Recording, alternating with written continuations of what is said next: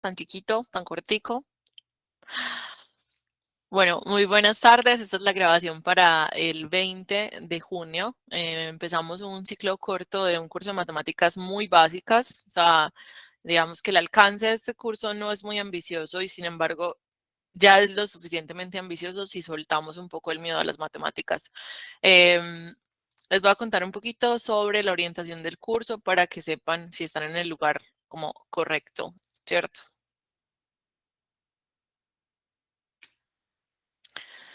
Bueno, eh, este curso pues tiene un marco. El marco es superar como las dificultades básicas de las matemáticas de primaria y contrario a lo que la gente piensa, las matemáticas de primaria eran las matemáticas más difíciles de comprender porque están llenas de abstracciones que son, digamos, complicadas primero en su incorporación, ¿cierto? En su entendimiento. Y porque a partir de eso, digamos que esos eran los cimientos, eran las bases, ¿cierto? Como las columnas fuertes en las cuales construíamos casas. A menudo yo me encuentro con que la gente cree que sabe matemáticas o tenía unas nociones de matemáticas básicas, pero las tiene flojas. Es como si hubieran construido una casa claro, sobre una ladera de Medellín, sin bases, ¿cierto? Sin cimientos. Y entonces es posible que sepan algunas cosas, que confundan otras, que tengan la cabeza llena de fórmulas, pero que no comprendan eso para qué sirve o cómo se come. Bien, entonces es muy importante para mí que en primer lugar entendamos que las matemáticas básicas, y por eso les traigo pues la frase de Stanislao Zuleta sobre qué es la ignorancia, y la ignorancia no es un estado de carencia, como se lo imagina el sentido común, sino un estado de llenura, es un conjunto inmenso de opiniones en los que tenemos una confianza loca. La ignorancia entonces es sentir que ya no necesitas aprender lo básico porque aparentemente haces integrales triples y derivadas, ¿cierto? Y sin embargo, cuando yo veo los estudiantes de ingeniería en primer, segundo semestre, cuando los veo embalados, que los van a echar de primíparos, lo que yo veo es gente que cree saber matemáticas, pero que en realidad tiene un montón de vacíos en lo más básico, ¿cierto? O sea, lo básico es que no se acuerdan cómo sumar, no se acuerdan el algoritmo de la multiplicación o de la división. Créanme, no son los únicos. Colombia está lleno de eso. Eh, digamos que en Colombia hemos juzgado un montón el analfabetismo de la lengua, ¿cierto? O del el idioma español. Entonces, pues le damos durísimo al que tiene mala ortografía, o al que dice aiga, o al que dice yo lo querí, pero, o sea, le damos durísimo, pues así como que le tiramos a matar, pero no tenemos tanto o tenemos un poquito más de empatía con el que tiene problemas con las sumas y las restas. ¿Lo han notado? O sea, han notado que le perdonamos más fácil a alguien que no sepa sumar y restar, pero que tenga mala ortografía, lo juzgamos horrible, o que conjugue mal, ¿cierto? Y entonces eso es porque la mayoría de nosotros en Colombia tiene una empatía frente a esa falta de matemáticas básicas. Entonces como que nos sentimos más cohibidos para juzgar a alguien, pues cuando nosotros mismos nos embalamos con la de vuelta, ¿cierto? Y la idea de eso, digamos, este espacio, que para mí es un espacio también y el hecho de que sea gratuito, es un espacio que me parece que puede democratizar un poco esto que nos ha dado tanto miedo. Y es que, pues, que vayamos superando un poco esos miedos con las matemáticas, porque los miedos con las matemáticas implican también un miedo con las finanzas, y el miedo con las finanzas nos lleva a tomar malas decisiones, como meternos en un pagadiario, ¿cierto? O pagarle 10 veces al banco por nuestra casa, porque la tasa de interés era impagable. Entonces, también es un asunto de bienestar y de buenas decisiones. La matemática es un asunto de tomar buenas decisiones, y alguna vez me dijeron, me dijo un profesor de matemáticas que las matemáticas no eran tanto como los contenidos puntuales que se aprendían. Esto es muy interesante, pues es muy importante porque muchos de nosotros le preguntamos a los profes como, ¿y eso para qué sirve? Pues, o sea, otro día más, yo me levanté hoy y dije, otro día más sin utilizar el trinomio cuadrado perfecto. Y es como que, a ver, pues como que tanto se utiliza eso que nos enseñaron en el colegio, pues uno rara vez va a hacer una identidad trigonométrica.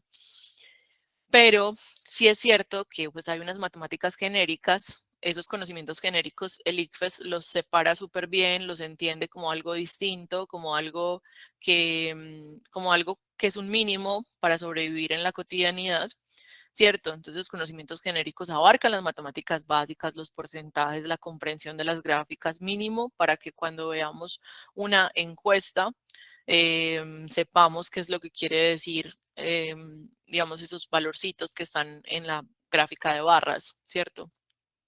Entonces, este curso es muy general y por ser tan general, justamente le sirve a mucha gente. Le sirve a los que están en 11 que van a presentar su examen Saber 11, su prueba Saber 11 próximamente.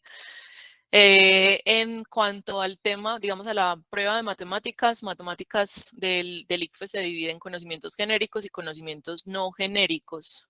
Los no genéricos incluyen a la trigo, ¿cierto? A los logaritmos, a las propiedades avanzadas de potenciación o radicación, a la geometría avanzada y cosas que ustedes normalmente han estado viendo en décimo y 11.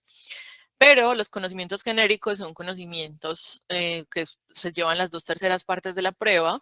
O sea, lo que tienen que saber los que van para la prueba Saber 11 es que las 2/3 partes de la prueba son los conocimientos genéricos, o sea, problemas básicos con enteros, con decimales, fracciones, porcentajes.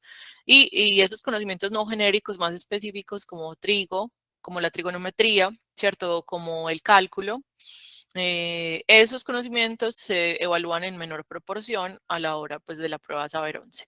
Así que este curso les va a recordar la primaria, van a tener que soltar la calculadora porque pues claramente uno de los problemas más grandes es que ya nos habituamos a la calculadora y después nos cuesta más hacer cualquier operación. Como que tenemos una relación tóxica con la calculadora que habría que empezar a soltar, pero pues mientras que nos sentimos lo suficientemente seguros para soltarla por completo, pues hay que practicar bastante esas operaciones básicas.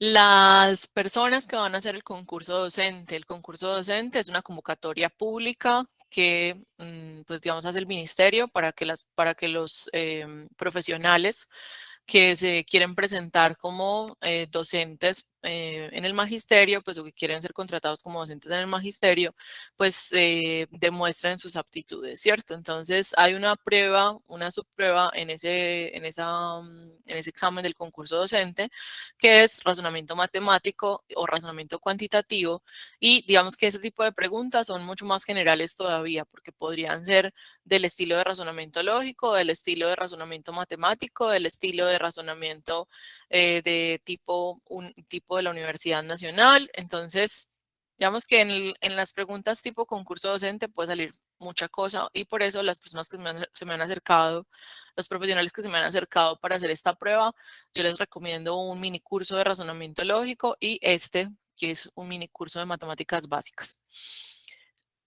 Sabemos que la admisión de la Universidad de Antioquia y la Universidad de Cartagena son, digamos que se enfocan en el razonamiento lógico, que si bien tiene matemáticas, o sea, si bien necesita como el conocimiento básico de las matemáticas, trasciende a eso.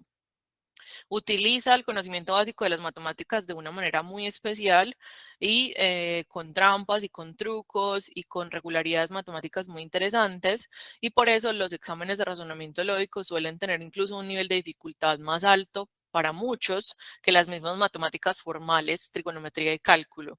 ¿Por qué? Porque mientras en trigonometría y cálculo hay unas reglas específicas, hay unas fórmulas específicas, en razonamiento lógico tienes o estás siendo evaluado, tu inteligencia está siendo evaluada. ¿Y qué significa eso entonces? Uno creería que siempre le están evaluando la inteligencia, seguramente sí, pero el alcance es mucho mayor en razonamiento lógico porque ahí, digamos, se apela a la resolución de problemas con pocas herramientas y sin la ayuda de las fórmulas o de las cosas que nos enseñaron en el colegio, o sea que trasciende mucho más. Por eso para muchas personas el examen de la Universidad de Antioquia es tan difícil, pero es una cuestión de percepción a veces y como de habilidades, me parece a mí. Ahora, el examen de la Universidad Nacional es como un ICFES, tiene más bien en las temáticas, es como el ICFES, pero en las formas de preguntar son distintas, mientras que las preguntas tipo Universidad Nacional son a la yugular, o sea, van directo al grano, preguntan directamente por el logaritmo de 1000.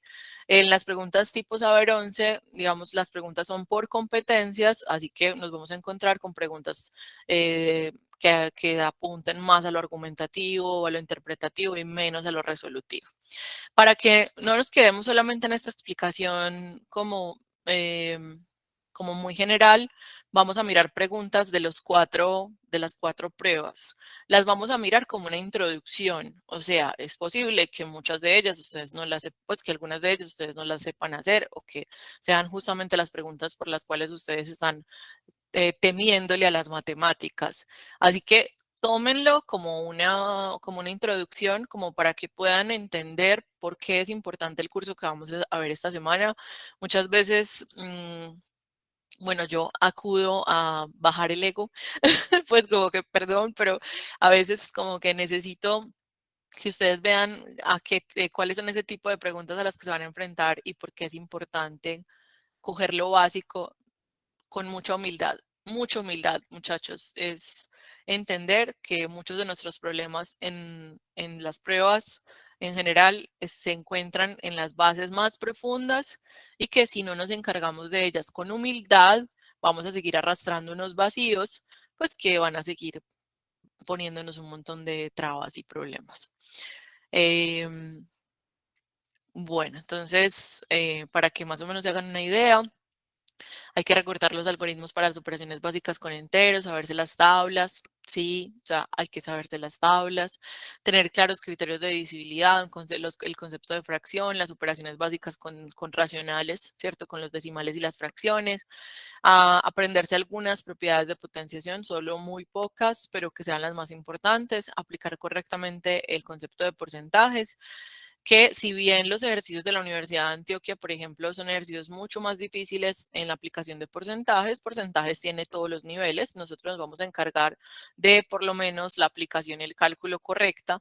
Ya ejercicios de razonamiento lógico con porcentajes que suelen ser un poco más difíciles, de por lo menos en la resolución o en la comprensión, los vamos a dejar para el curso de razonamiento lógico que vamos a empezar también el 5 de julio. Bueno, calcular promedios MCM y MCD como herramientas matemáticas básicas, perímetros y áreas básicas como para tener claridad en geometría y mejorar notablemente en todo este proceso, mejorar notablemente el cálculo mental, que es indispensable para tenerle menos miedo a las matemáticas. Muchas veces, y eso tenemos que hablarlo, muchas veces nuestros problemas con las matemáticas tienen que ver con nuestra lentitud, la lentitud que tenemos para hacer cualquier cálculo en la mente. Pero ¿cómo creen que uno se vuelve más rápido?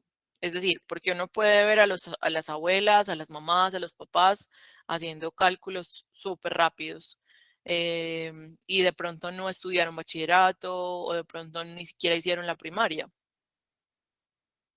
Claro, tiene que ver con el día a día, con la práctica, tiene que ver con la calle. Yo hablo mucho de la calle, es que a veces la calle, hay pelados o peladas que no fueron tan juiciosos en el colegio, o que no fueron tan aplicados, pero que de pronto le ayudaban al papá en la tienda o que de pronto vendían barquillos en el colegio y entonces tienen como una cantidad de cálculos ya guardados en su mente y esos cálculos guardados terminan siendo cálculos automáticos. Es decir, cuando yo me enfrento por primera vez al 6 más 7, pues obviamente como que voy a intentar hacerlo con los dedos y no hay problema en hacerlo con los dedos. Pero cuando yo ya me he enfrentado varias veces al 6 más 7 por diversas razones, ¿qué creen que pasa? ¿Qué les pasa a ustedes cuando pues algunos de ustedes, los que me responderían más rápido, cuando yo les pregunto 6 más 7, cuánto les da? ¿Qué pasa en su cerebro? ¿Realmente estamos haciendo el cálculo? Claro, no estamos realmente haciendo el cálculo. O sea, casi que es un cálculo guardado que no sabemos de memoria y que por eso termina siendo más fluido, ¿cierto? Profe, entonces hay que aprenderse todos los cálculos, todas las, pues como todas las sumas posibles, todas las multiplicaciones posibles. No, en realidad no. Pero sí es cierto que las más pequeñas y que las más básicas, las más pequeñas y las más utilizadas, van a ser también un trampolín para poder hacer las otras, ¿cierto? Y entonces, claro, nosotros en cálculo mental, que eso lo tocamos mucho en razonamiento lógico, pero porque el examen de admisión, por ejemplo, de la Universidad de Antioquia necesita mucho cálculo rápido por el poco tiempo que ustedes tienen para resolverlo. En cálculo mental nosotros hablamos de ese cálculo mecánico, el cálculo reflexivo, que podría ser como lo que está diciendo Olga, completamos decenas y el pedacito que me sobra, pero para muchos ni siquiera eso es necesario porque casi que se lo saben de memoria, ¿cierto? Se lo saben de memoria, esa es la diferencia. Y no es que haya uno mejor que el otro, sino que si yo ya me sé de memoria que 6 más 7 es 13, ni siquiera tendría que pensar en un cálculo reflexivo. Si yo ya me sé de memoria que 4 por 5 es 20, pues no tengo que sumar 4 veces el 5 o 5 veces el 4. Entonces, obviamente algunas personas tienen un bagaje, tienen un camino adelantado.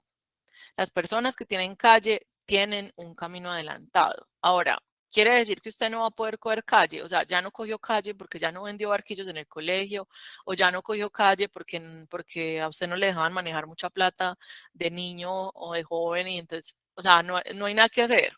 No, realmente no es así. Realmente esa calle se coge y es posible hacerlo. Lo que pasa es que tendríamos que proponernos un poquito más de conciencia sobre esos cálculos.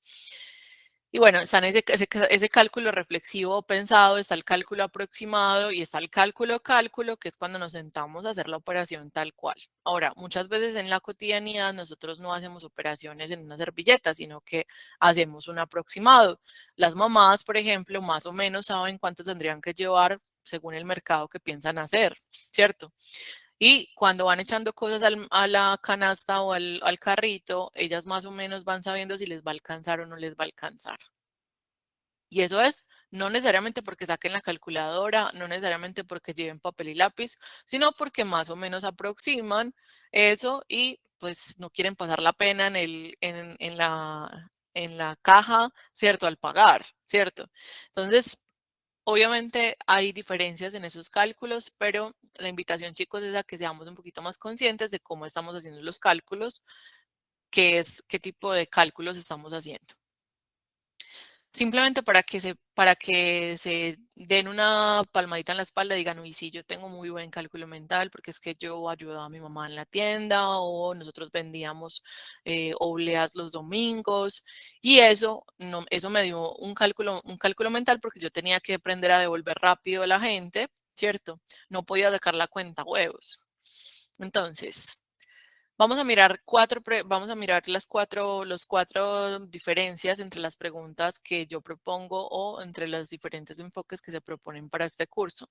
¿Para qué? Para darnos cuenta de por qué es importante lo que vamos a hacer esta semana, independientemente de que todavía no nos enfoquemos en resolver todas estas preguntas en diferentes pruebas. No nos daría el tiempo tampoco.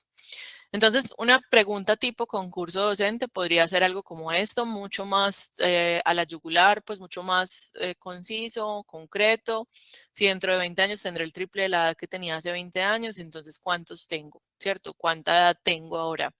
Y este es un ejercicio que mucha gente haría por ecuaciones, pero que antes de meternos con ecuaciones, yo quiero preguntarles, ¿y si jugaran con opciones de respuesta o si pensaran en un número tanteado? ¿Y por qué lo estoy orientando de esa forma? Primero porque no va a ser, no va a ser objeto de este curso las ecuaciones. Y segundo, porque si yo, por ejemplo, no entendiera qué hacer con un número ya conocido, ¿cierto? Si yo, por ejemplo, les dijera, no, es que mi edad es 32. True story. Mi edad es 32. Dentro de 20 años, ¿cuántos voy a tener? Entonces, en primer lugar, yo tendría que saber, y esto es lo que quiero que hagan reflexión, ¿qué operación hago para saber cuál es mi edad dentro de 20 años? Listo, suma. Para todos es claro eso. Porque miren, para muchas personas, por ejemplo, eso no es claro. Entonces, Claro, yo podría hacer una ecuación, pero y si cuando vaya a sumarle a la X, o sea, cuando a la X le ponga un 20 años, no sé si sumárselo o restárselo, porque no sé ese dentro de 20 años qué significa, pues ya empecé mal, ¿cierto? Entonces, en primer lugar, tendríamos que poder asegurarnos de que estamos comprendiendo los contextos y las palabras, ¿cierto? Que es normal que de pronto no los comprendamos del todo. Entonces, dentro de 20 años es una suma, el triple de la edad que tenía hace 20 años, pero es que la edad que tenía hace 20 años tendría que ser la edad actual menos 20 años. O sea, que la edad que voy a tener dentro de 20 años es 3 veces, el triple es 3 veces la edad que yo tenía hace 20 años atrás. Y entonces podría jugar con las opciones de respuesta. ¿Con cuál quieren jugar? Con la B. Entonces digamos que mi edad es 40. Entonces la edad que tenía hace 20 años es 20. Y la edad que voy a tener dentro de 20 años, dentro de 20, ¿es cuánto? 60. Miren que nosotros partimos de un valor que estamos probando, o sea, estamos probando con él, no es que tengamos certeza de qué es a priori, estamos probando con él y ya miramos si nos cuadra todo. Entonces, ¿será que de la edad que voy a tener dentro de 20 años es el triple de la edad que tenía hace 20? ¿Será que esto se cumple? 60 es el triple de 20. Claro, 60 es el triple de 20. Miren cómo entonces, esto es una corroboración rápida. Mientras que otra persona haría ecuaciones, no estoy diciendo que hacer ecuaciones está mal, lo que estoy diciendo es que para muchas personas no es necesario porque corroboran rápidamente, porque tienen claridad sobre qué operaciones son las que tienen que hacer y muchas veces por tratar de hacer una ecuación a las malas, de pronto incluso ponemos los signos que no son. O sea, lo que quiero decir es que en primer lugar, asegúrense de tener claridad sobre esas palabras, qué es lo que significan esas palabras y qué operaciones les están vinculando, ¿cierto? Entonces, aquí acabamos de comprobar que la respuesta efectivamente es un 40. Les voy a dejar esta siguiente pregunta para que la lean. Les voy a dar unos 3 minutos porque tiene un texto muy largo y quiero que primero la lean bien.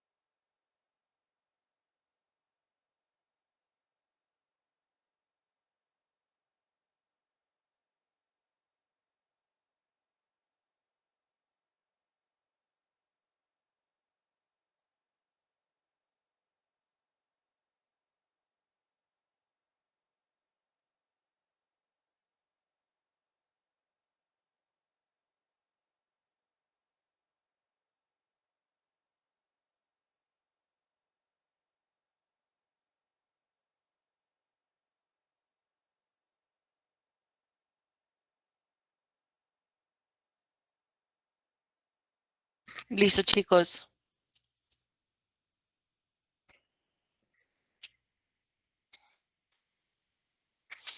¿Qué notan en este tipo de preguntas de las, digamos, de las pruebas saber? Les voy a mostrar un poco cómo se ve la prueba Saber 11, aunque muchos de ustedes ya la conocen o la hicieron alguna vez. Fíjense que es mucho texto, una cantidad de preguntas importantes son argumentativas. Las preguntas argumentativas son difíciles, pero no porque nos toque hacer mucho, sino porque nos toca decir el porqué de las cosas. Y en Colombia tenemos una deficiencia para argumentar. Eso pues está más que demostrado con estas pruebas. Y es que nos acostumbran mucho en el colegio a resolver, pero nos cuesta mucho argumentar porque, por ejemplo, una solución es errónea, porque un enfoque a una pregunta no es el adecuado o porque sí es el adecuado. Entonces las preguntas Saber 11 tienen tres enfoques, tienen un enfoque resolutivo o interpretativo o argumentativo. En las argumentativas, que suelen ser una tercera parte de la prueba, son en donde nos va peor a los colombianos. Y bueno, así se ve una prueba Saber 11 en la parte de matemáticas. Ese ejercicio no tiene matemáticas de la NASA, tiene apenas unas operaciones básicas, ¿cierto? Que apuntan a el hecho de que sean 140 estudiantes, o sea que necesitemos meter a 140 estudiantes en algunas de las cuatro franjas. Dice que las franjas elegidas son la 1, la 3 y la 4, con lo cual se eligió este y este. Verifiquemos si la suma da 140. ¿Se están abarcando todos los estudiantes? Listo. O sea, eso está bien. Y la suma de esa terna, ¿cierto? La cantidad de plata de esa terna eh, sería 50.000 por esos 30 estudiantes, 45.000 por esos 60 estudiantes, 35.000 por esos 50 estudiantes. Pareciera que tuviéramos que hacer esas operaciones, esas multiplicaciones. Pareciera que tuviéramos que hacer esos cálculos y parecen muy largos. ¿Qué piensan ustedes? La pregunta es si esta lección garantiza que asistan todos los estudiantes al menor precio posible, porque acuérdense que al final lo que va a pasar es como que se van a repartir los gastos. O sea, todo lo que se gastó se lo van a repartir como promediando el gasto de todos los estudiantes. La pregunta es si eso nos garantiza el menor precio posible, porque se están utilizando muchos a este precio tan alto. Es decir, si yo fuera si yo fuera el administrador de eso, no le apuntaría primero al precio de 50.000, sino que trataría de llenar lo que más pueda en los precios más económicos, ¿no les parece? Por ejemplo, utilizar estos 40, no, o de esos 40 no, sino 30 de esos 40, los que hacen falta. O sea, no utilizar la franja 3, sino utilizar la franja 2. No tenemos que hacer esas operaciones para saber que eso disminuiría el precio, ¿o sí? ¿Será que sí tenemos que hacer la multiplicación de 60 por 45, 50 por 35? No tendríamos que hacer esas multiplicaciones. O sea, no necesitamos saber el valor total para saber que disminuir el precio podría ser utilizar las tres franjas con menor valor por persona. Si es un menor valor por persona, pues vamos a garantizar que el valor total sea menor y que el valor promediado también sea menor. Entonces, miren que esto no apunta a hacer las operaciones básicas, sino a entender por qué eso sería una solución. Entonces, no porque es posible obtener un precio menor eligiendo la franja 2 en lugar de la franja 3. Fíjense que en el ICFES o en la Saber 11 sucede algo muy bacano y es que en realidad estas preguntas parecen muy difíciles, pero que cuando uno lee las opciones de respuesta, pues las explicaciones están ahí. O sea, alguna de esas explicaciones tendrá más sentido que las otras, ¿no les parece? Para los que van a la prueba Saber 11. O sea, hay luz, hay una luz. Y es que la prueba Saber 11 está hecha para que si usted es un buen lector, es un lector ágil y comprende lo que le están preguntando, es muy posible que las preguntas parezcan muy difíciles, pero que en realidad todo lo tenga ahí. O sea, todo lo que necesita está en el ejercicio. Sofi, no, porque no tomaríamos la capacidad completa de la franja 2, tomaríamos 30, que es lo que nos hace falta en esa franja 2, porque no nos están diciendo que cada franja tendrá que tomarse por completo, sino que iremos llenando primero con las franjas más baratas, ¿cierto? Es más, la que no va a tomarse por completo, por ejemplo, sería la franja 4, porque podríamos tomar estos 50, estos 40, ya van 90 y nos hacen falta 50 que podemos utilizar de acá. No vamos a tomar por completo la franja 4 porque es la más costosa de las tres que vamos a tomar, pero definitivamente no nos interesa tomar la franja 3, que es la franja más costosa. Listo. Chicos, entonces, bueno, eso para que sea, pues para que puedan entender, por ejemplo, cómo es la forma en la que pregunta la prueba Saber 11. Ahora vamos a mirar un par de ejercicios del último examen de admisión de la Universidad de Antioquia. El último examen de admisión en la jornada 1 son ejercicios que apuntan a las operaciones básicas, pero que apuntan a ellas de una manera muy especial, porque eso sí, la de Antioquia tiene unas maneras muy especiales de preguntar, tiene unas formas bastante interesantes y bueno, son los más. La verdad es que entre más veo exámenes de admisión de la Universidad de Antioquia, digo como, wow, o sea, en serio, no, es demasiado sexy, es demasiado bonito la forma en la que la universidad inventa sus preguntas. No sé cómo hacen, pero son muy bonitas, muy bonitas. Miremos, por ejemplo, esta pregunta que apunta a una calculadora que tiene solamente dos botones. Dice, a continuación se muestra el tablero de una calculadora muy particular que realiza únicamente dos operaciones. La operación A multiplica el valor mostrado en pantalla por 3. O sea, la operación A es como multiplicar por 3 y la operación B resta 1. La operación B, o sea, el botón B es como restar un 1. Y la calculadora siempre arranca en 1, o sea, este es el arranque. No arranca en 0, sino que arranca en 1. Nos están dando todas las reglas, muchachos. Nos están dando todo lo necesario para responder el punto. Lo que pasa es que, claro, entraríamos en conflicto con que, profe, que es que las calculadoras no son así, me falta como más botones. Profe, ¿cómo así que empiezan 1? O sea, ustedes entran en conflicto como con el ejercicio, pero el ejercicio les está dando todo, las reglas del juego para que usted responda basado en esas reglas de juego.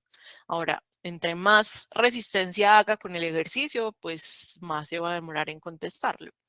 Ahora, mmm, realiza operaciones sucesivas hasta que se presiona tecla de reinicio. En ese caso, la pantalla vuelve a mostrar un 1. Sucesivas quiere decir una tras otra. Entonces, cuando a mí me dicen para obtener el número 57, ¿cuál de estos procesos sucesivos se va, digamos, va a resolver el ejercicio? Pues uno tendría que entrar primero a decir, bueno, necesito ser muy ágil con las operaciones básicas, necesito ser súper ágil con el cálculo mental, porque casi que cada opción de respuesta es un ejercicio. O sea, me están diciendo, venga, ¿cuál de esos da 57? Si usted arranca en 1, si usted arranca en 1 y luego aplica la operación A, que multiplica por 3, llega a 3. Si luego aplica la operación B, que resta 1, llega a 2. Miren que estoy haciendo la opción de respuesta A. A, B, otra vez B y otra vez B. O sea, restamos un 1 y luego volvemos a restar un 1. Pero entonces llegaríamos a 0.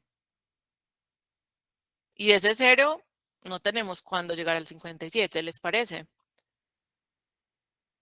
¿Será que vamos a poder llegar al 57 con esos dos botones desde un 0? ¿Qué dicen ustedes? O sea, sería suficiente razón como para descartar la A.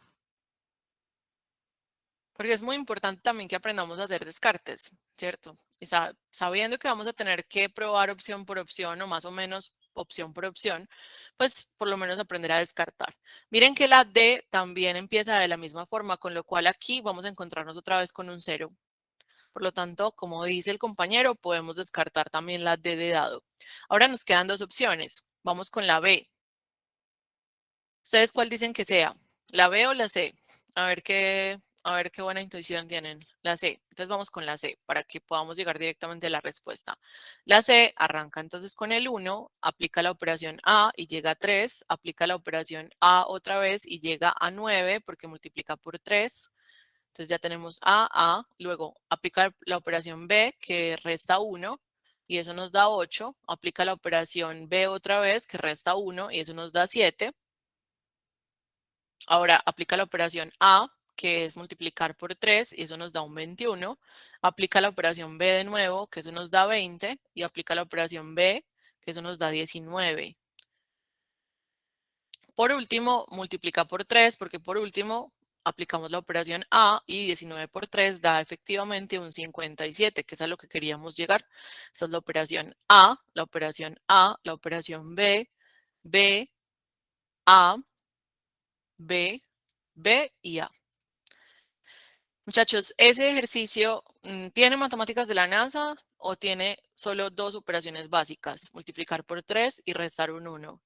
Y resulta, digamos, digamos, en una necesidad de volvernos ágiles. Eso sí, hay que volvernos muy ágiles para poder enfrentar un examen que tiene apenas 2 minutos por pregunta y que varios de esos 2 minutos se nos va leyendo el contexto y comprendiendo qué es lo que nos están preguntando. Entonces, el cálculo mental es fundamental en pruebas estandarizadas que tienen un tiempo, o sea, el tiempo nos está respirando en la nuca. ¿Qué creen ustedes? ¿Qué tan importante es el cálculo mental para pruebas como estas? ¿Puede hacer la diferencia?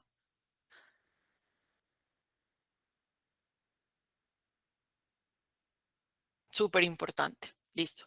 Algunos de ustedes son mucho más ágiles o mucho más hábiles para decir como, profe, yo creo que deberíamos empezar con la C porque es la única que empieza con AA y a mí eso me parece muy sospechoso, entonces yo creo que por ahí debería ser. Y arrancan con la C, la comprueban y les da correctamente. Todo eso hace parte de las habilidades y de lo que somos y todo eso hay que aplaudirlo. Ahora, definitivamente, si yo, por ejemplo, no tengo esa intuición tan desarrollada o esa, cierto, que como ese modo vago tan desarrollado, entonces sí tengo que ser muy rápido también porque me va a tocar probar más de una opción.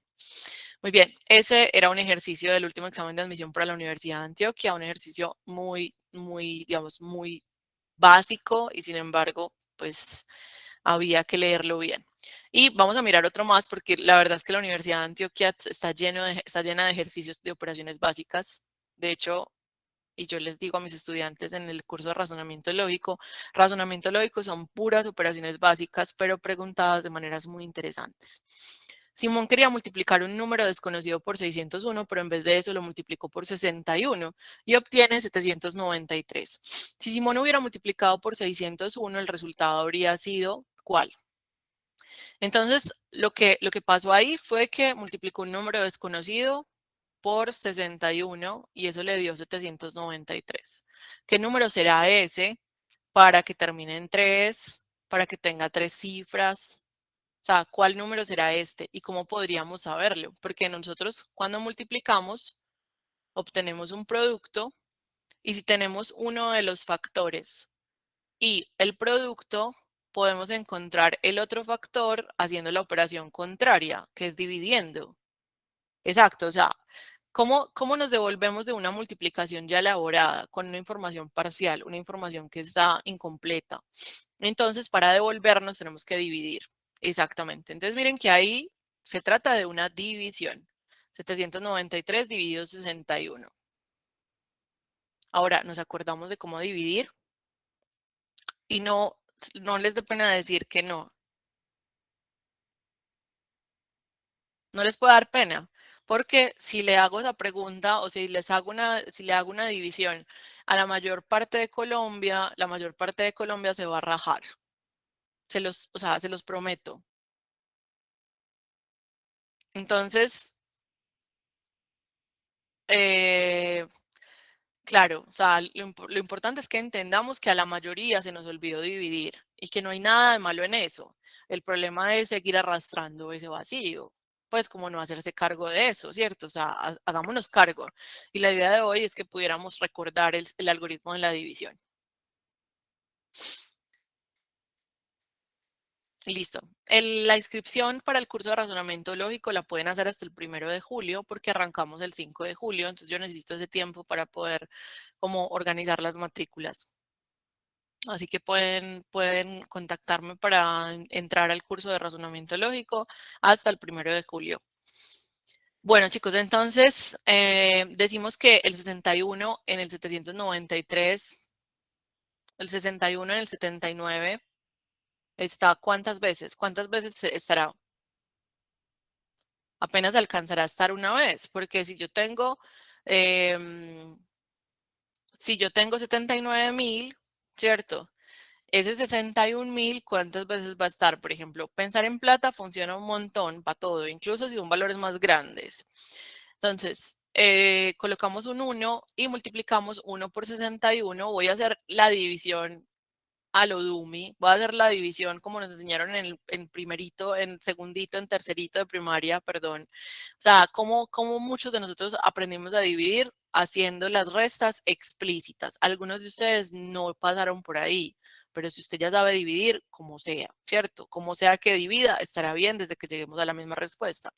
Y entonces esto, al restar 79 menos 61, me da 18 y bajo el 3, que es el siguiente paso en la división. Acuérdense que yo ahorita les voy a explicar cómo hacer divisiones desde cero, pero por ahora necesitamos ver cómo están. Entonces 61 en el 183 está 3 veces y efectivamente 3 por 61 da 183 y hacemos esa multiplicación y restamos y nos da 0, o sea que la división es exacta.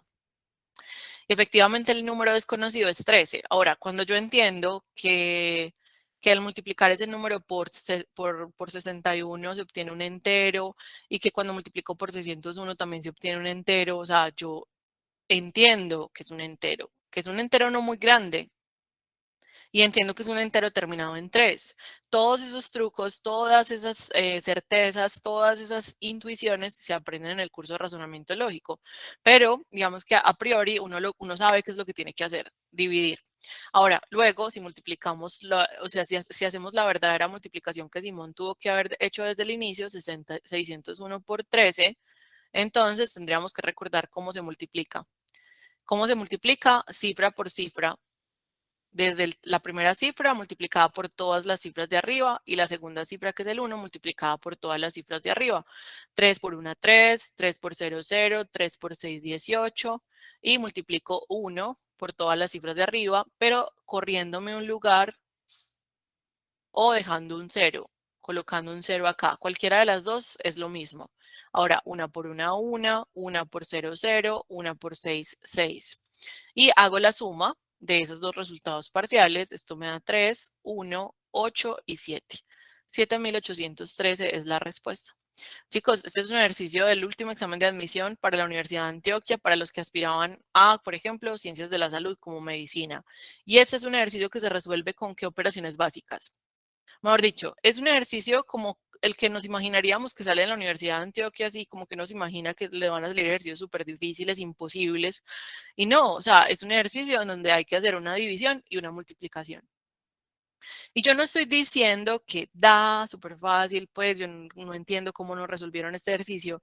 Lo que estoy diciendo es que no subestimemos las operaciones básicas porque, primero, porque nos pueden corchar con una operación básica y segundo, porque para muchas personas hacer estas operaciones ya es muy difícil porque no se acuerdan de la primaria y no nos acordamos de la primaria porque no le dedicamos suficiente tiempo.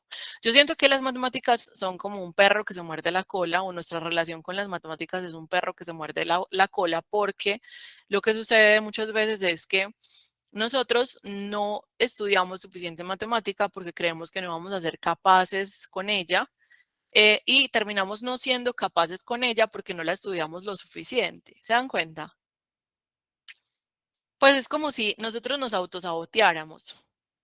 Majo, totalmente de acuerdo. La división es súper difícil. De hecho, yo siempre les cuento una anécdota en la cual una vez para una entrevista de trabajo de ser profesor, un estudiante que ya estaba finalizando matemáticas puras en la Universidad Nacional, o sea, no era cualquier pelota, porque es que terminar esa carrera en esa universidad no es cualquier cosa, pero claro, él ya sabía hacer integrales triples, demostraciones súper difíciles, de hecho hizo un ejercicio muy difícil en tablero y cuando llegó a una división, cuando llegó a esta división, se embaló. Se embaló porque hacía cosas súper difíciles, pero no se acordaba de cómo dividir. Y entonces la reflexión, chicos, definitivamente la reflexión es que no subestimemos lo básico, no lo subestimemos, o sea, no lo dejemos de lado pensando que nosotros, por hacer cosas más avanzadas, mm, al parecer somos buenos, pero realmente nos corchan con cosas muy sencillas, o más bien no sencillas, con cosas de las bases. Sí, les puedo pasar el examen, claro que sí. Bueno, ¿cómo vamos hasta acá? De todos esos ejercicios, de los diferentes modelos que les he mostrado, concurso docente, tipo ICFES, UDA, ¿qué piensan sobre la diferencia de esos modelos de preguntas? Porque claro, las pruebas según las personas que se quieran elegir tienen un enfoque diferente. Es decir, si yo voy a elegir profesores, yo soy el magisterio y quiero elegir profesores, estoy orientando mis preguntas y mis pruebas hacia algo, ¿cierto? Hacia un perfil que yo quiero escoger. Si yo soy el ICFES y quiero saber cómo les está yendo a los estudiantes cuando salen del colegio, o sea, cuáles son las competencias mínimas que tiene un estudiante cuando sale de 11 para saber cómo están los colegios, para saber cómo está la educación en Colombia, ¿cierto? Por eso es que el ICFES tiene varios niveles de dificultad, nivel 1, 2, 3 y 4. Entonces tiene que preguntar por el nivel 1. El nivel 1 son preguntas casi que literales, preguntas casi que están en el texto, casi que de control de lectura. Y tienen que preguntar por el nivel 1 porque si alguien contesta mal el nivel 1, lo que da cuenta es de que usted o no está leyendo, ¿cierto? Fue enguayabado el examen y no está leyendo nada, o realmente tiene un problema de aprendizaje que el colegio no supo identificar, ¿cierto? O sea, usted lo llevaron hasta 11 con problemas importantes en la matemática más básica. Y esas nivel 1 son las que uno dice, como en serio están preguntando esto en el ICFES, como, ay, no, pero a mí no me preguntaban eso tan fácil cuando hace 15 años, hace 20 años que yo presenté el ICFES. Y no, no es por eso, o sea, no es por hacerle más fácil el examen a las personas, sino para poder hacer diagnósticos, para poder hacer lecturas objetivas de por qué una persona cuando está en 11 no contesta una pregunta literal de nivel 1 y se queda en el nivel 2 o no alcanza ni siquiera el nivel 2, ¿cierto? Entonces tienen unos objetivos. ¿Les parece que son más difíciles las UDA? Pues bueno, las preguntas de la Universidad Nacional pueden ser muy difíciles de forma específica, o sea, nos enfrentamos a problemas matemáticos mucho más específicos, ejercicios que dan cuenta del rango de una función, el dominio de una función, los logaritmos, no sé qué, y por eso les decía yo que este curso, que es un curso muy pequeño, muy básico, solamente le va a apuntar a los conocimientos genéricos más básicos para la prueba de la Universidad Nacional. Son preguntas mucho más específicas de las matemáticas, más teóricas, pero aún así, sin la matemática básica, pues no van a poder nunca alcanzar tampoco ese otro nivel mucho más específico o avanzado de las matemáticas. ¿Estamos de acuerdo? O sea, por algo hay que empezar, ¿cierto? Y bueno, una cosa en la que se caracteriza el examen de la Universidad Nacional es que tiene un núcleo común en donde hay un texto largo normalmente del que salen preguntas de ciencias, de sociales, de lectura crítica y matemáticas. Después aparecen las pruebas específicas de matemáticas, de ciencias, de sociales y ya son digamos, preguntas mucho más sueltas, preguntas con su propio contexto.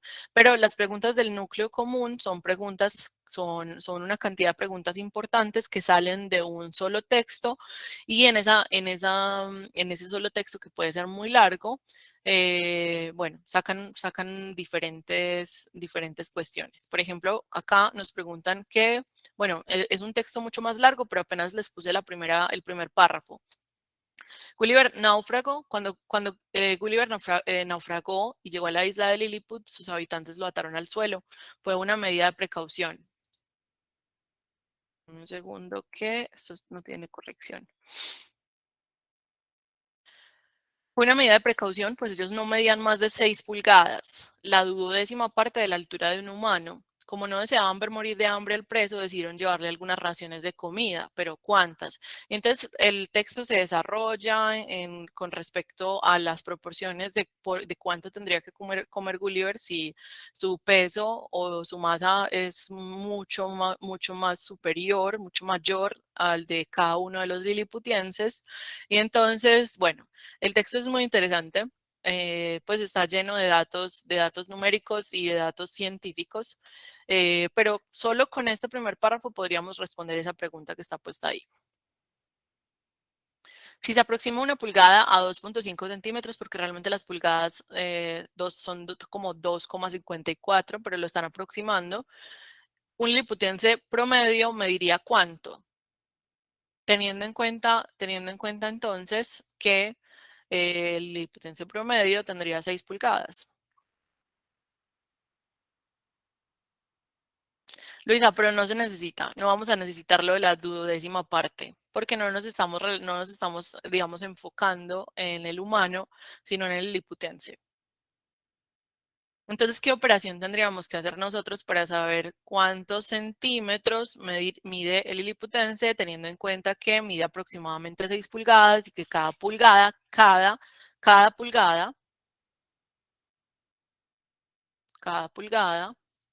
mide 2,5 centímetros. Miren que esto es una conversión.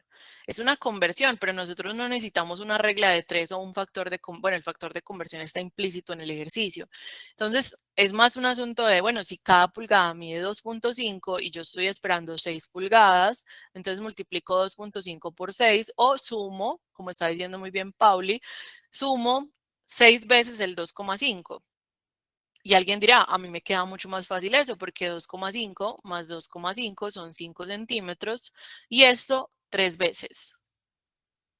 3 veces, porque ya estoy sumando 2 veces acá. Y esas son estrategias de cálculo. Si alguien multiplica 6 por 2,5, también le va a dar 15.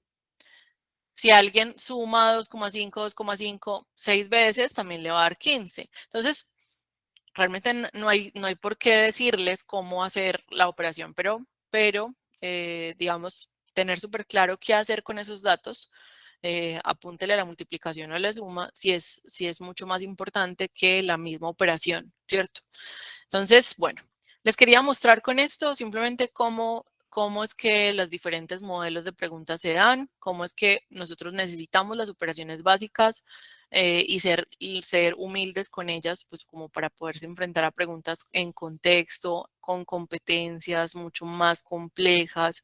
Y esto era una introducción precisamente para que entendieran por qué los diferentes exámenes a los que apunta este curso pues aunque necesitan las operaciones básicas, pues las van a preguntar de una manera distinta. ¿Cuántos de ustedes aquí van para concurso docente? Me parece que hoy no podían asistir varios, pero levantan la mano. Súper. ¿Y cuántos de ustedes van para saber la prueba Saber 11? Ya pueden bajar la mano en los anteriores y súper. O sea, tenemos una población súper heterogénea en este curso, lo cual me parece muy interesante, muy retador también.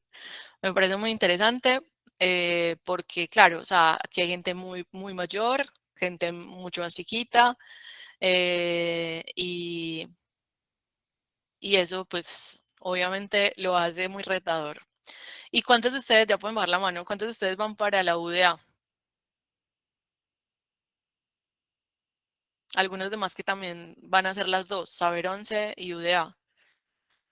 Súper. ¿Y cuántos van para la Nacho?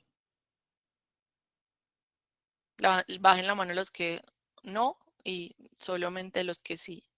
Bueno, 10, 12 van para la Nacho. Vale, súper. Bueno, me alegra mucho que estén acá. La idea de hoy era que más o menos, pues vamos hasta las 5 de la tarde, pero esta primera introducción me permite a mí mostrarles cómo las diferentes preguntas se enfocan. Muy bien, entonces vamos al taller que les mandé al correo. El taller obviamente tiene unos ejercicios de operaciones muy básicas que apuntan a la operatividad, o sea, que mínimamente nos enfrentemos a operaciones como suma, resta, multiplicación y división en el algoritmo vertical, por ejemplo, de una manera exitosa, ¿cierto? O sea, que no nos embalen con una suma, una resta, una multiplicación y una división. ¿Les parece? Que por ahí deberíamos comenzar.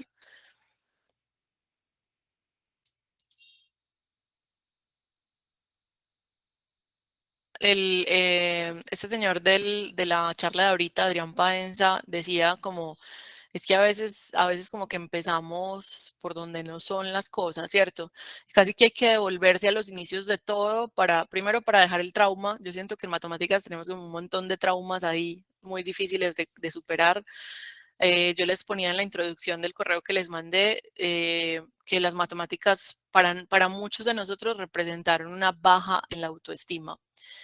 Bárbara Oakley pues, hizo varios estudios sobre perspectiva de género en matemáticas y se daba cuenta de que los niños en la temprana edad tenían competencias muy parecidas tanto en lenguaje como en matemáticas, pero las niñas sobresalían un poco más en lenguaje. O sea, tenían la misma capacidad matemática que un niño, que un varón, pero las niñas sobresalían un poco más en lenguaje que un varón. Y eso hace que, en general, pues explica Bárbara Oakley que sea una de las razones por las cuales las niñas terminen dedicando más tiempo al lenguaje que a las matemáticas. Entonces, hay un asunto de género también, pues hay un enfoque de género o una explicación de género ahí y no tiene que ver, no tiene que ver con que las mujeres nos fuera peor en matemáticas que a los niños.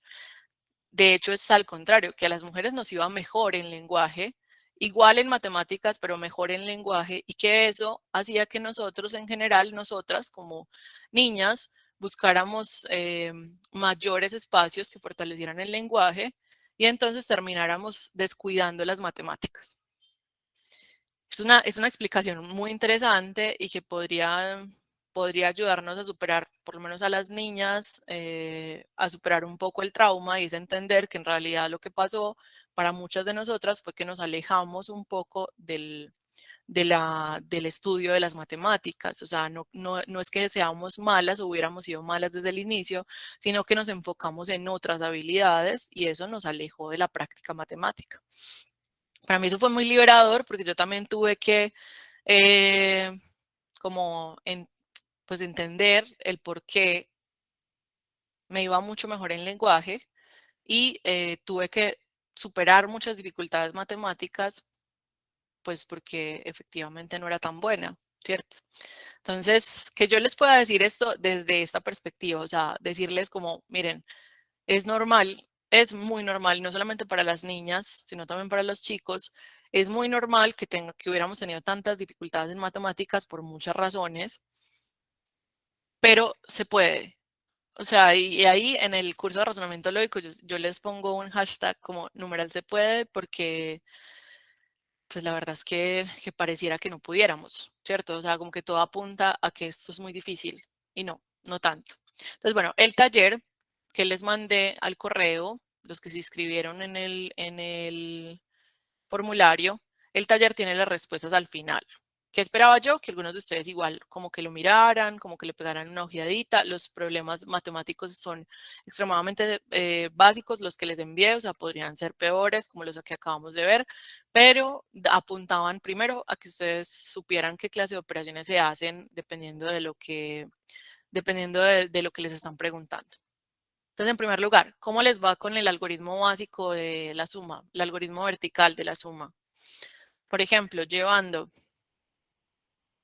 bien, quiero que ustedes mismos me digan como a qué le vamos a dedicar tiempo, porque yo sé que solo la resta y la división nos va a demorar mucho más tiempo. Entonces, de estas sumas, escojan uno en específico que quieran que hagamos aquí en clase y las demás les quedan como práctica y que ustedes puedan corroborar las respuestas al final que están aquí en estas tablitas. Listo. Entonces ustedes me dicen qué numeral hacemos con suma, pero no me voy a detener tanto en suma, solo porque yo sé que en resta y en división sí vamos a tener muchos más problemas. Vale, la G. Entonces, vamos a hacer la operación G. Acuérdense que el algoritmo vertical lo que nos permite es sumar por columnas, ¿cierto? Y la suma por columnas tiene que hacerse de derecha a izquierda en este sentido. La suma, la resta y la multiplicación se hacen de derecha a izquierda, mientras que la división la hacemos de izquierda a derecha. Esa es la diferencia con la división. Y vamos haciendo columna por columna, de manera que, y eso es muy importante para los que no lo sepan, cada columna representa, cada columna representa un poder distinto. ¿A qué me refiero con poder? Estas son unidades y las unidades valen por 1, pero estas son decenas y las decenas valen por 10. Eso es muy importante, sobre todo cuando vayamos a la resta. Estas son centenas y las centenas valen por 100, o sea, este 8 se ve como un 8, obviamente es un 8, pero realmente sus superpoderes, o sea, sus poderes por debajo son que realmente vale un 800, realmente vale por 800.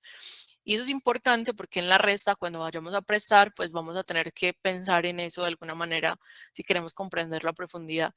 Listo, son centenas, estas son las unidades de 1000 y estas son las decenas de 1000. Entonces, de manera que cada vez que avanzamos en una posición más hacia la izquierda, los números se vuelven más poderosos porque valen por una, digamos, una potencia de 10 más grande, cada vez más grande. Muy bien, sumemos entonces por columnas, como nos enseñaron. Sumamos 3 más 6 más 7.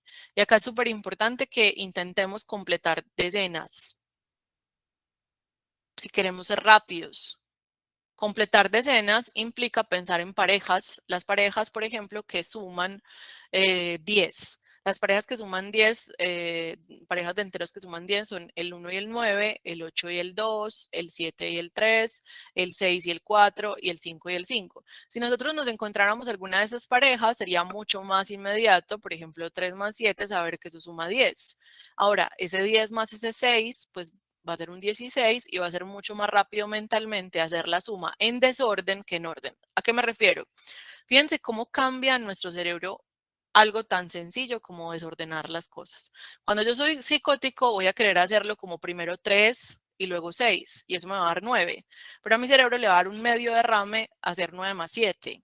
No voy a decir que algunos no lo hagan muy rápido y sean muy tesos, pero estoy diciendo para los que estamos apenas pues como calentando motores. Para el cerebro va a ser mucho más complejo pensar en el 9 más 7 que incluso desordenar algunas cosas como 3 más 7, 10, más 6, 16. Y llevamos un 1. ¿Se vale desordenar las cosas? Sí, se vale. Y es más, en muchos contextos es muy, muy beneficioso. Ahora sumamos 1 más 7 más 2 más 2. ¿Cuánto les da eso?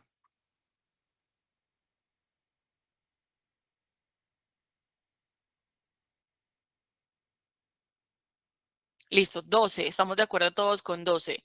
Colocamos un 2 y llevamos un 1. Acuérdense que colocamos siempre la cifra de las unidades del número que nos da en la suma y lo demás lo llevamos. Si lo demás es un 100, si lo demás es un 50, igual lo llevamos. Lo único que colocamos en esa columna es la cifra de las unidades del resultado que nos dio. Ahora, 1 más 8 más 2 más 4, ¿cuánto les da? 15. Y llevamos un 1. Ahora, 1 más 8 más 1 más 8. 18 y llevamos un 1. Ahora 1 más 9 es 10, más 6 más 2, 18. Y llevamos un 1. Pues si ponemos el 1 ya al final, pero porque digamos que llevarlo no va a ser necesario porque aquí ya se va todo en cero, ¿cierto? Entonces digamos que la última suma se puede colocar, la suma de la última columna se puede colocar completa sin pensar como en lo que se lleva, ¿listo? Pero es la única que se puede colocar completa. Chicos, ¿cómo nos fue con esta suma? O sea, a mí me interesa que ustedes entiendan que es arrancar desde lo básico, o sea, arrancar desde lo más importante. Listo. Entonces, con la suma no hay lío. Muy bien, Luisa, sería mucho mejor si pudiéramos hacer algunas sumas mentalmente. Por ejemplo, como 99 más 95 o como 143 más 19. O sea, los que ya están en un escalón todavía más alto pueden exigirse hacer las sumas mentales y les va a ayudar muchísimo con el cálculo en general, con las pruebas para ser más rápidos. Pero digamos que para los que apenas están recordando, porque es que acuérdense que hay gente que ya hace rato salió del colegio, o que pues que está en el colegio, pero la duerme, ¿sí o qué? O sea, como que duerme todas las clases. Y o está súper acostumbrado a la calculadora, ya se le olvidó cómo hacer todos estos procesos. Ahora, si vamos a las restas, chicos, si vamos a las restas, tendríamos que diferenciar algunas cosas, digamos, dos niveles de dificultad. Cuando no hay que prestar y cuando sí hay que prestar. Adivinen qué es más difícil.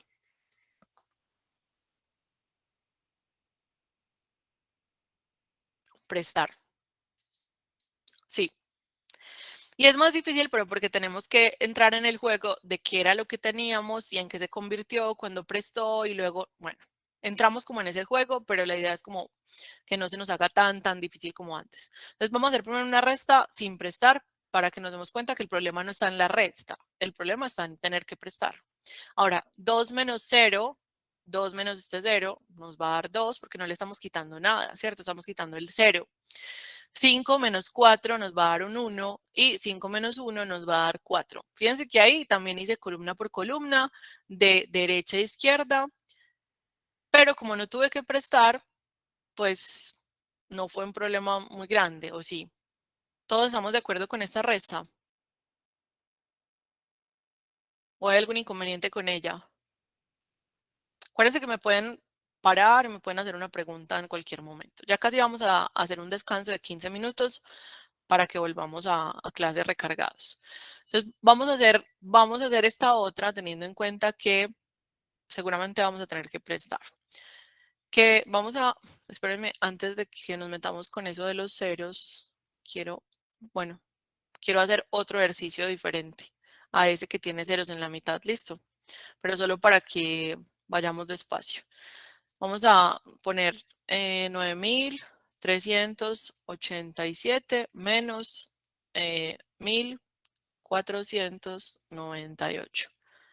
Entonces, ese 7 no le puedo quitar el 8 porque no tiene suficiente como para que le quitemos 8. Entonces ahí es donde entra el asunto de prestar.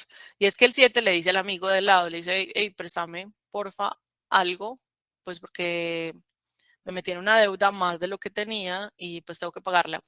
Entonces el 8 le presta una unidad, pero miren lo interesante. El 8 le presta una de sus unidades, pero es que el 8 realmente valía por 80. ¿Se acuerdan? Porque está en esa posición donde es más poderoso que el 7. O sea, esta posición de las decenas vale por 10. Entonces, cuando el 8 le presta una de sus unidades, termina siendo un 10 el que le presta. Y por eso es que el 7 queda en un 17. Pero miren que muchas veces en el colegio lo que nos decían es, ay, sí, es que el 8 le presta un 1, y entonces uno decía, pues entonces quedan un 8. No. O sea, si al 7 le prestan un 1, quedan un 8 toda la vida. ¿No les parece? O sea, ¿se preguntaron alguna vez por qué, si supuestamente le prestan un 1, por qué no quedan 8? ¿Por qué quedan 17? O sea, como, venga, aquí la cosa no me cuadra. ¿Le presta 1 o le presta 10?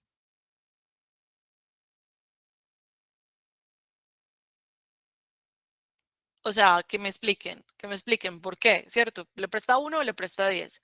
Claro, entonces es porque realmente depende de por dónde lo miren. Depende de por dónde lo miren. Y es, para el 8 es un 1, pero para el 7, que está en una posición inferior, ¿cierto? Que es menos poderoso, para ese 7 representa un 10. Es que quitarle una unidad al 8, que es realmente un 80, ¿cierto? Le presta una unidad de decena, qué bonito, Carlos. Le presta una unidad de decena. Claro, el 8, para el 8 va a representar una unidad de él, que es decena, pero para el 7 le van a representar 10 más. Y entonces muchos de ustedes simplemente tragaron entero. O sea, simplemente les dijeron que eso era un más 10 y ustedes dijeron, listo, hágale. Pues, pero como que no se lo preguntaron. Y muchas de esas cosas se evidencian luego en matemáticas, como ese tragar entero. Entonces, ahora sí que estamos de acuerdo en por qué ese 8 representa realmente un 10 para el 7. Entonces, ahora sí, al 17 le vamos a restar un 8. 17 menos 8. ¿Y ustedes cómo hacen las restas? ¿Las hacen en las manos? ¿Las hacen mentalmente? ¿Cómo hacen las restas?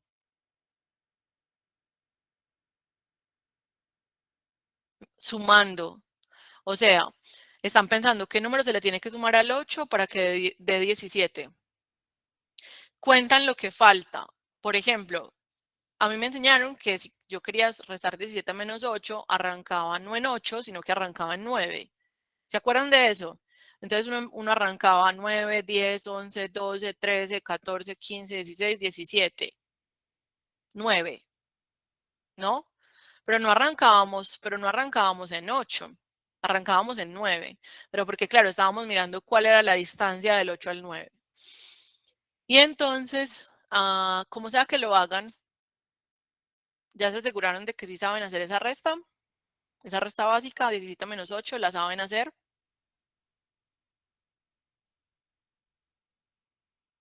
Entonces, claro, en esa columna 17 menos 8 nos da 9. Pero fue gracias al préstamo. Si no, ni siquiera hubiéramos podido comenzar. O sea, si no hubiera habido un préstamo, ni siquiera hubiéramos podido comenzar esa resta. Ahora, lo que tendríamos que poder recordar, que esto es lo que se les hace difícil a algunos, es que ese 8 ya no es un 8. Pues es que no, o sea, no tiene cuándo ser un 8 porque él ya prestó una de sus unidades. ¿Él ya cuánto vale? ¿Cuánto vale si prestó un 1 para él? Ya vale un 7. Y entonces ese 7 tampoco le vas a poder quitar un 9. Si a ese 7 tampoco le vas a poder quitar un 9, entonces vas a tener que volver a hacer un préstamo. Sí, esto es una cadena de préstamos, termina siendo una cadena de préstamos. Ahora, 17 menos 9, ¿cuánto les da? 8. Pero se dan cuenta que yo tengo que tener en cuenta en lo que quedó el número. Listo. Ahora, ese 3 tampoco es un 3 ya, porque prestó una unidad. O sea que ahora es un 2. Ahora es un 2. Y ese 2 no le podemos quitar un 4. Vamos a tener que volver a prestar. Entonces prestamos un 1 y queda en 12. Y ahora sí, 12 menos 4 nos da 8. Y luego, por último, tenemos que ese 9 ya no es un 9, porque prestó un 1. Ya es un 8. Y ese 8 menos 1 da 7. Muchachos, esto implica concentración. ¿Les parece que implica concentración? O sea, cuando son préstamos, cuando son restas con préstamos, necesitan mucha concentración, se les termina volviendo es un montón de rayas. Yo aquí lo estoy rayando como para hacer claridad de que el número cambia cuando presta. Eh, Ojalá coloquen los numeritos pequeños de préstamos, porque es muy posible que cuando se va creyendo mucho y va diciendo como no, yo no tengo que colocar esos numeritos chiquitos y luego se le olvida qué fue lo que prestó y en cuánto fue el que quedó el otro. Entonces termina perdiendo más tiempo que simplemente cuando anota el numerito pequeño. Así que el consejo es que cuando vayan a hacer una resta, estén muy concentrados, porque realmente no son difíciles, pero necesitan mucha concentración para acordarse qué fue lo que prestaron o en qué quedó el número que de pronto hizo un préstamo, ¿vale? Muchachos, hagamos otro ejemplo más y salimos a 15 minutos. Salimos, nos vamos a 15 minutos de descanso. Estos ejercicios, no sé si lo notaron, pero todos tenían como unos ceros en la mitad. Lo que sucede con esos ceros en la mitad es que pues también van a generar una cadena de préstamos, pero es una cadena muy particular. Es que cuando yo trato de hacer esta resta primera, la primera columna, 3 menos 9, no puedo, ¿cierto? Entonces voy a tener que decirle al vecino que me preste. El problema es que el vecino está peor que yo. Estamos en Colombia. Entonces el 3 le dice al 0, hey, préstame. Y el 0 le dice, oigan, ¿a este de dónde? Pues yo de dónde, si estoy en 0. Y entonces, ay, no sé, pero colaborame. Entonces este 0, que es súper solidario, dice, bueno, vamos a ver qué me dice el otro. Y le dice al otro, hey, préstame. No, amigo, pero si estoy igual que vos. Pues es que no tengo de dónde. No, pero es que le tenemos que colaborar al 3 porque pobrecito, él tiene hijos, hay que ayudarle. Entonces el 0, el otro 0 dice, bueno, vamos a ver qué dice el 6. Entonces el 6 le presta. El 6 es el primero que presta y le presta pues al que tiene al lado. No va a prestarle directamente al 3, que fue el que pidió préstamo. No, los préstamos se hacen con el vecino. porque el 6 no puede responder por el 3. El 6 responde por el 0 que tiene al lado, o más bien el 0 responde por eso. Entonces, solamente entre vecinos. Y eso es muy importante, ¿listo? Como que los préstamos se hacen solamente en la parejita entre vecinos. Lo que pasa es que como es una cadena de teléfono roto, entonces el 6 le presta al 0 un 1 y quedan 10. Pero como inicialmente este 0 quería era prestarle al otro, entonces ese 10 le presta un 1 al 0 y ya esto queda en un 9. ¿Me siguen hasta ahí? Este quedó en un 5, este quedó en un 5 porque prestó un 1. Este había quedado en un 10, pero ya no, ya es un 9. Y el 0, el segundo 0, un segundito.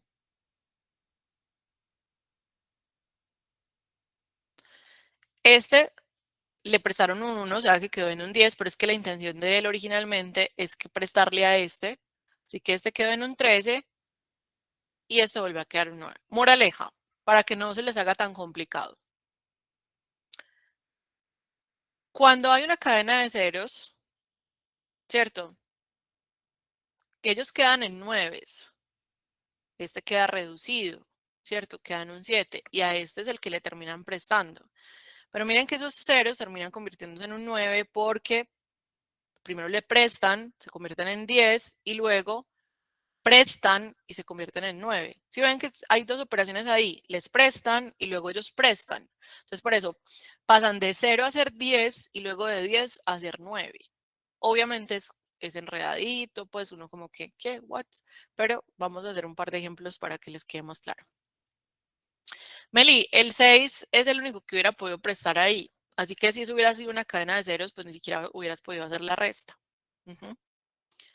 Tendría que haber por lo menos un 1 en esa, pues a la izquierda de esa cadena de ceros para que por lo menos hubiéramos podido prestar algo.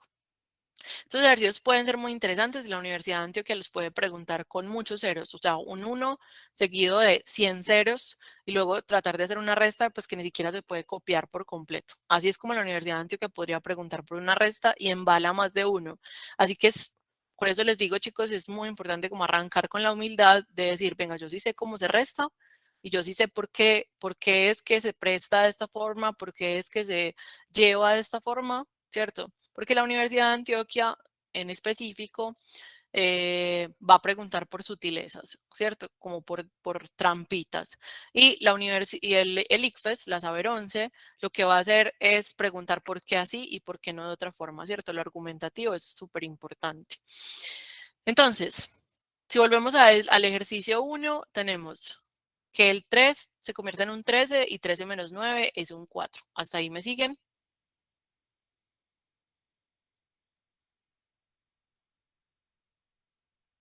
Luego, ese 0 quedó en un 9 y 9 menos 8 es un 1.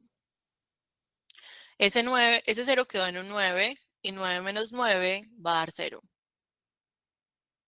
Y como este 6 quedó en un 5, cuando restemos 5 le vamos a quitar todo lo que él tiene. O sea que eso va a ser 0. Y el resultado final será un 14. ¿Qué tal?